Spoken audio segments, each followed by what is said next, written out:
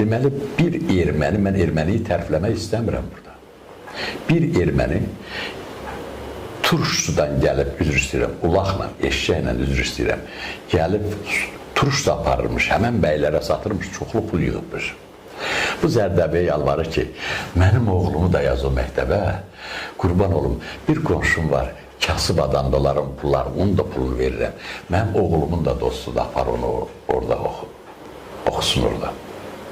Həmən Zərdabi ölür, onun cənazəsinin üstünə gəlir Əhməd bəy. Əhməd bəy əlini qoyur cənazəsinin üstünə ki, ey müqəddəs ruh, müqəddəs ona görə ruh deyir ki, öz xalqını, vətənini sevən bir adam olub. Əhməd bəy Peterburqda işləyib, Əhməd bəy Fransada işləyib, Əhməd bəy Atatürk'ün müşaviri olub, Türkiyədə uzun müddət çox ağıllı və savadlı və böyük qabiliyyətli bir insan olub.